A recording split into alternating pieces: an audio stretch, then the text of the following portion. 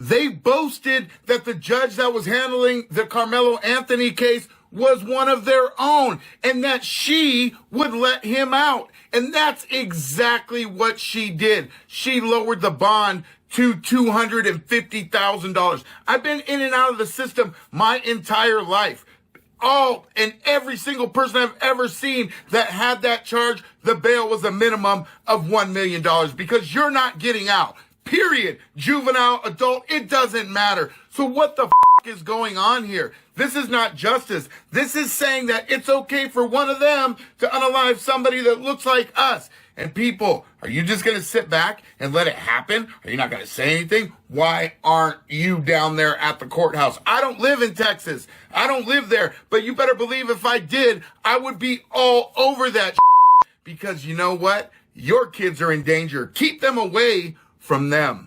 What's up, Taters? This is Tree from treeoflogic.com. So I'm sure most of you have heard already because this was released yesterday and I'm recording it early in the morning. So it's going to be released on Tuesday morning. But I'm sure you know by now, the criminal, the thug, has had his bond reduced or bail reduced from $1 million to $250,000 and he is out. And his supporters are actually celebrating that another thug gets released out of prison, just like their daddies. Anyway, let's read this article. I want to go over key points to this story. And I also want to explain why I'm just now talking about it. Okay. So let's read this article from the Gateway Pundit. Just in, judge reduces teen killer Karmelo Anthony's bond to $250,000, places him on house arrest. A judge on Monday reduced teen track star killer Karmelo Anthony's bond from $1 million to $250,000 and placed him on house arrest. As the TGP previously reported, 16-year-old track and football star Austin Metcalf was brutally stabbed to death earlier this month during a championship track meet at, don't know how to pronounce this name of the stadium, so I'm not even going to try. Stadium in Frisco, Texas. Metcalf, a junior at Frisco Memorial High School, was attacked in broad daylight at a school-sanctioned event meant to showcase hard work, discipline, and sportsmanship. The suspect, 17-year-old Karmelo Anthony of rival school Frisco Centennial, was charged with first-degree murder. The Karmelo Anthony family. The defense attorney argued that Karmelo Anthony has no prior arrests and should be released from prison. Prosecutors argued that Karmelo Anthony was involved in an altercation at school in February, but it did not involve law enforcement, according to Fox 4 News. Now, I'm sure many of you know the backstory to this tragic situation, but just in case you don't, I'm going to play a Fox News video clip that basically talk about it in short form and get right to the chase, just sticking to the facts, and they just keep it nice and short and sweet and to the point. John, well, everyone's been talking about this case, and it's so heartbreaking. I know you talked to the dad just the other day. According to the police report, the suspect admitted to the stabbing. Then while he was sitting in the backseat of the cop car, the teen asked if this could be considered self-defense. 17-year-old Karmelo Anthony, who you're looking at, now facing murder charges in this case after investigators say he stabbed 17-year-old Austin Metcalf in the chest last week. Metcalf's family grieving the loss of an honors student, an athlete, and a friend. Austin was always one to step up. He always was one to step up and be the person that would do the right thing.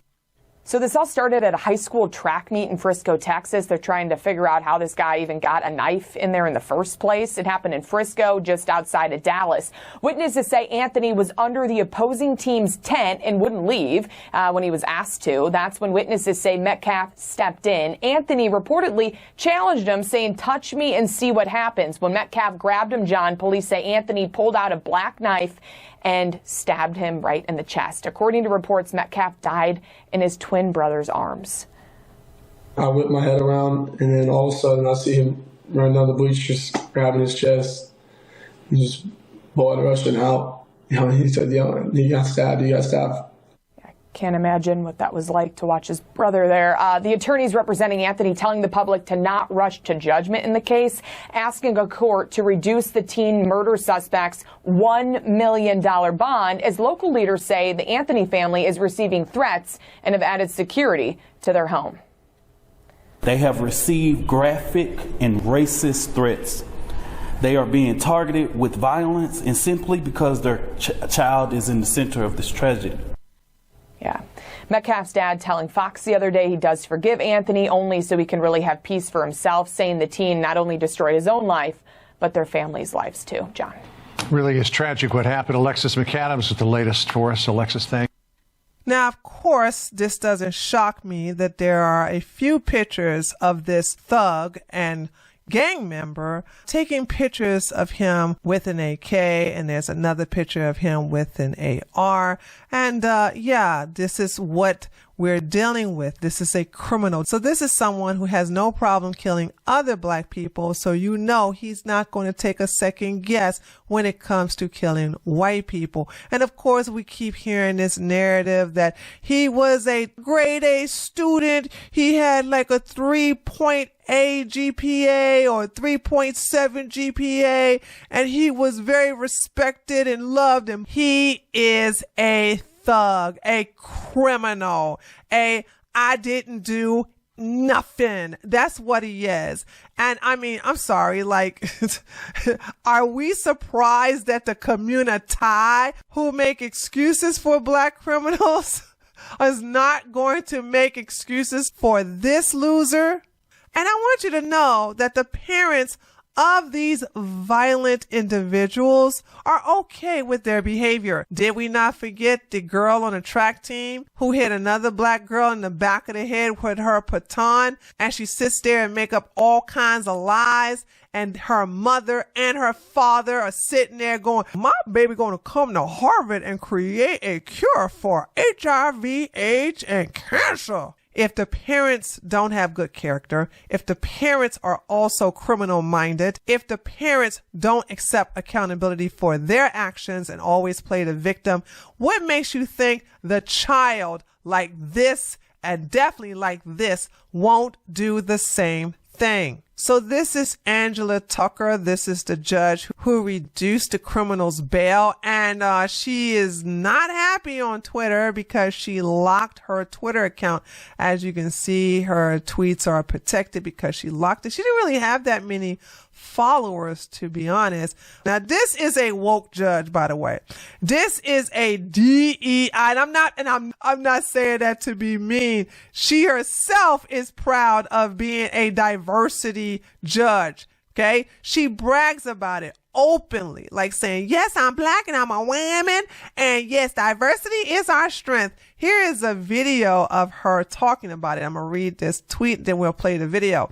Angela Tucker is the activist judge who has just wrongly reduced Karmelo Anthony's bond. In this video from 2021, she gives the DEI reason she became a lawyer and judge.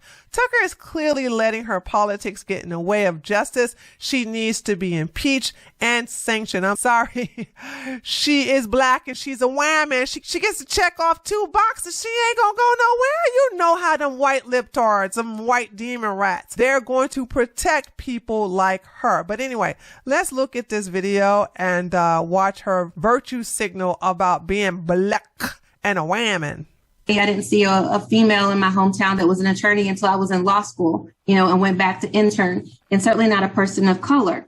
And so now when we can have, summer interns come up and they are every race, creed, color, gender, but they can see someone that looks like them on the bench, I think that is so beneficial because it's representation. And when they look at me, young kids, law students, whoever it is, I want them to say, if she can do it, I can do it too. How arrogant do you have to be to think that other black women or other blacks, period, are just going to look at you and go, ooh, I want to be just like her. She got representation. She black, I'm black. She a woman, I'm a woman. I'm going to be a judge too. No, I don't understand where people get this shit from. Like, seriously, these clowns think too highly of themselves. Have DEI on the brain. They will use favoritism. They will use tribalism to get other criminals from their community out on bond. Even if that criminal has killed another black person or have done something violent against that another black person. In this case, it was another white person. So they have to do what they feel is right on behalf of the black community, on behalf of Team Black, on behalf of black excellence, or else they're not going to be invited to the cookout. So here's a video clip of Karmelo Anthony leaving the juvenile detention center. And he's surrounded by the didn't do defenders. And here's that video right now.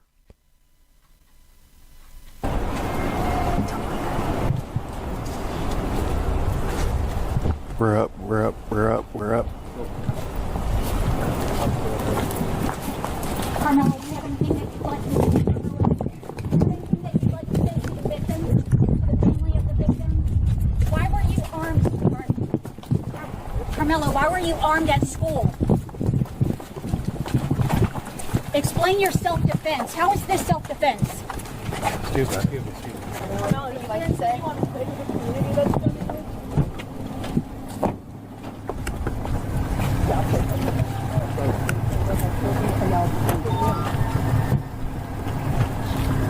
I had to browse my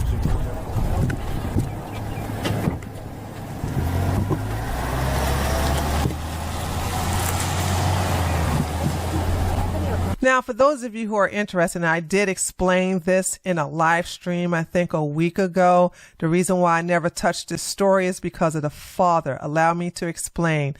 When I hear violent things happen to someone white and that white individual says, I forgive, I tune out. I don't like that. I don't believe in the turning of the cheek. I don't believe in forgiving my enemy, especially within the days or weeks or even month or year of that enemy taking away something that was very precious to me, like a family member, or in this gentleman's case, his son. So when I hear these things, I'm just saying to myself, oh my God, here we go.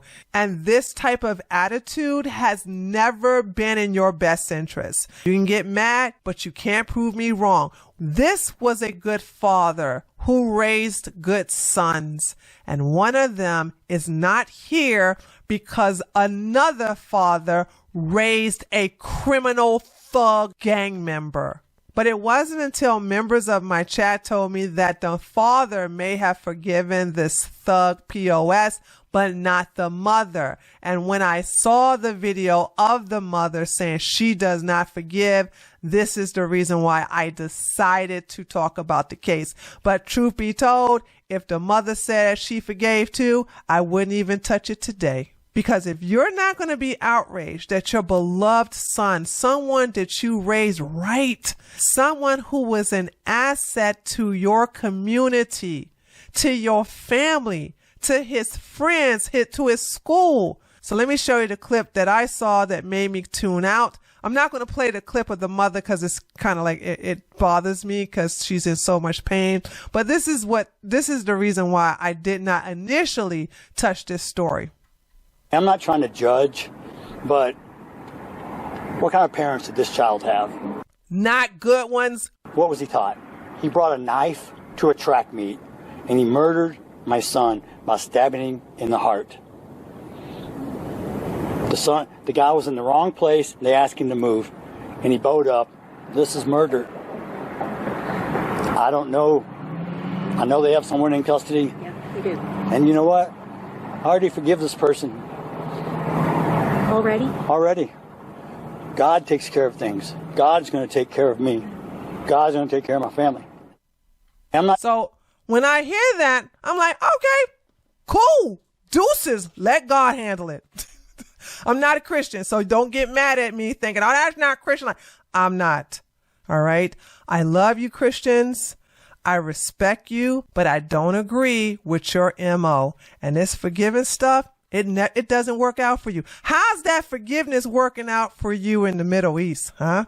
How is that working out for you over there in Sweden, the UK, Germany, France? Come on, holler at me now. How is that working out for you now? Huh? Please tell me how that's working out for you. Another thing I don't like is the fact that Austin's GoFundMe has raised $347,964. Well, actually, let me refresh it and see if there's been more money been added.